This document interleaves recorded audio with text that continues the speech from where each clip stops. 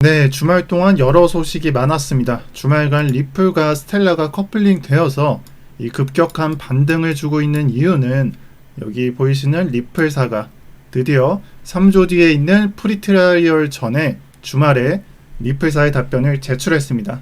약 90페이지에 달하며 굉장히 읽기 쉽게 1번부터 핵심 답변을 달아주었습니다. 그래서 제가 요약을 해드리자면 이 부분부터 보겠습니다. XRP는 교환 매체의 기능으로서 이 가상화폐로 사용이 되며 오늘날에는 이 국내 가치 이동을 한다 이렇게 주장을 하고 이것은 증권에 해당하지 않는다라고 말을 하고 있고요. 이게 1번입니다. 또한 여기서 1번에서는 굉장히 중요한 말을 해요. SEC는 너네는 그러할 권리가 없다. 그러니까 이게 증권이 아니고 어떻게 보면은 여기에 나와 있는 교환 매체 수단이니까 너네는 그러한 권리가 없다. 이렇게 변호하는 느낌이라기보다는 오히려 역공을 했습니다. 너네가 뭔데 이런 거 하냐 그런 느낌으로 바라봐 주시고요. 굉장히 셉니다. 그리고 두 번째로는 굉장히 길게 나와 있는데 핵심은 사실 첫 번째 줄에 나와 있어요. 전 세계적으로 증권규제법에 의해서 이 XRP라는 놈을 반드시 등록해야 된다라고 하는 것은 없다. 이렇게 해석을 하시면 됩니다. 즉 한마디로 정리를 해드리자면 세계에서 어느 증권법에도 이 리플이 반드시 등록되어야 된다는 곳이 없었다 라고 해석이 되고요. 그리고 세 번째로는 굉장히 많은 부분에 대해서 얘기했는데 일단 3-1에서는 이 FinCEN, 이 Financial Crime Enforcement Network라고 하는 이 FinCEN에서 이 가상화폐로서 XRP는 합법적으로 이 마켓플레이스에서 사용이 된다. 그러니까 시장에서 합법적으로 거래가 된다. 그리고 이것은 2015년도에 등록이 되었다. 그러니까 정의가 되었다.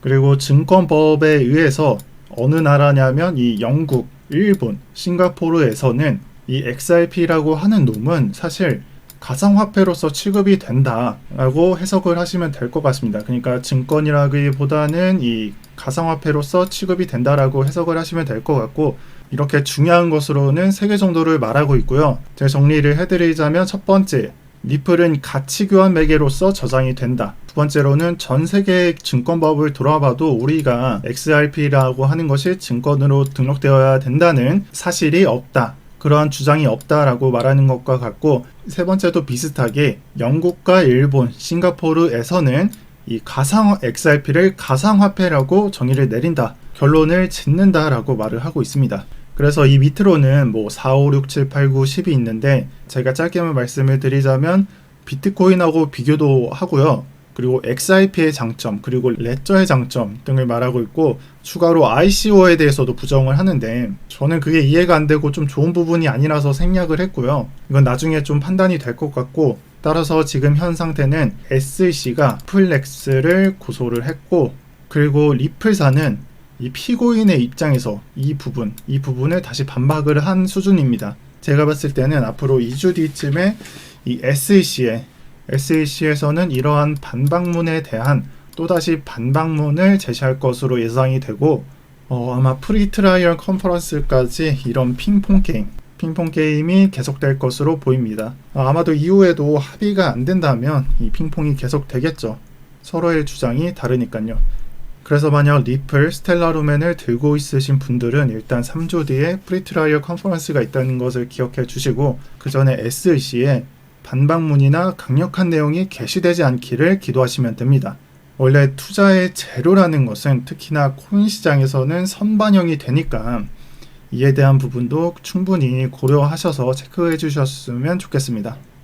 그리고 두 번째로는 도지코인과 이 비트코인이 상승한 시기가 이 테슬라 CEO인 앨런 머스크의 트위터 이후 급상승을 하게 됐는데 그래서는 리플이 상승을 하면서 이 스텔라 루멘이 커플링 되는 것은 시장 참여자에 의해서 비슷한 토큰식으로 취급받고 있기 때문이다 라고 말하고 있습니다.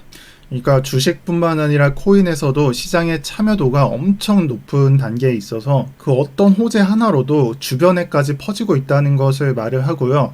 여기서는 비슷한 형식의 코인이라면 커플링 된다는 것을 말하고 있습니다. 비트코인판에서는 이런 것들이 흔합니다. 우선 지금은 그렇지 않지만 이 비트코인이라고 하는 것과 라이트코인도 그랬었고, 그리고 XRP와 스텔라루멘도 그렇고요. 이 스텔라루멘의 창시자가 리플의 초기 공동 개발자였습니다. 그래서 모토나 바라보는 방향이 거의 똑같습니다.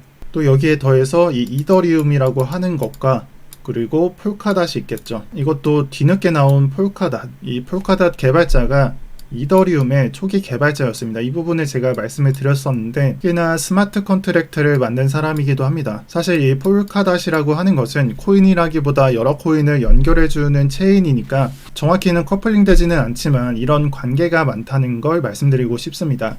그리고 세 번째로는 비자 카드사의 본격적인 암호화폐 사용을 알리는 소식입니다. 원래부터 이 소식은 통용됐었지만 공식적으로 CEO가 나서서 말한다는 것은 여러 테스트 이후에 사용할 준비가 철저하게 되었다는 것을 뜻하고, 기존의 비트코인이 쌓이는 비자 신용카드 뉴스에 이어서 스테이블 코인을 글로벌 상거래에 사용될 수 있으며 이것은 결제를 할 수 있다는 것을 말합니다. 그리고 해당 스테이블 코인은 테더가 아닌 USDC라는 점을 알아주시고요. 여기에 더해서 퍼블릭 블록체인이라고 말하고 있습니다. 그래서 퍼블릭 블록체인에서 운영되고 있는 디지털 통화는 그러한 코인들은 대부분에 속하게 되는데, 대표적으로는 비트코인, 이더리움, 비트코인 캐시, 이오스 등 대다수의 코인들이 속하게 되고, 이로써 비트, 이더를 포함한 메이저 쪽에 지금 말고 이 다음 뉴스로, 다음으로 소식이 발행된다면 급등할 수 있는 조건을 보여줄 수 있는 기사라고 해석이 됩니다. 그래서 이 부분은 이미 선반영이 되어 있고, 이것에 대한 추가 뉴스라던가 사업이 진전되었다는 뉴스 등이나 그러한 뉴스가 발행된다면 급등할 수 있는 조건이 완성되는 겁니다. 네, 마지막으로 비트코인 시황 드리면서 마무리하도록 하겠습니다. 지금 보시는 차트는 테더 차트의 일봉 차트고요. 비트코인은 현재 장기 박스권에 돌입해 있습니다. 서포트 라인과 이 레지스턴스 라인을 뚫어주는 움직임은 이미 관측이 되었지만, 여기서 이 지지를 뚫는 움직임은 저는 인정을 하겠으나 이 부분은 29일에 나온 윗꼬리에 대한 부분입니다. 이 윗꼬리에 대해서는 저는 휩소로 가정을 하겠습니다. 물론 이 윗꼬리로 인해서 매도벽을 한번 긁었다 라고 표현을 할 수도 있겠지만, 제가 보고 있는 추세적인 움직임은 이 3만 달러에서 3만 6천 달러까지 박스권으로 한정을 짓고 이에 대한 박스권 움직임을 유지할 것으로 보고 있습니다.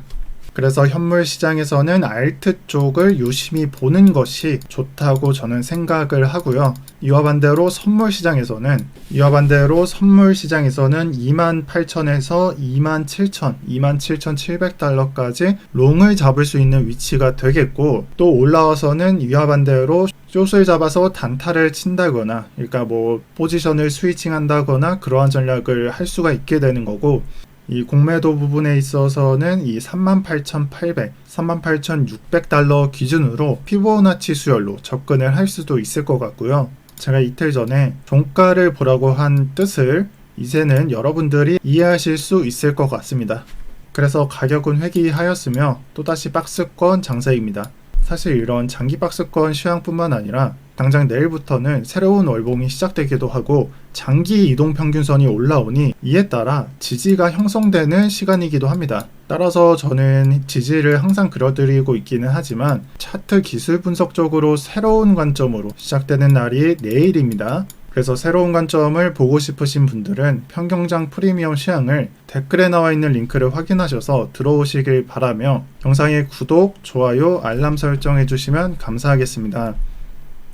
이상 평경장이었습니다.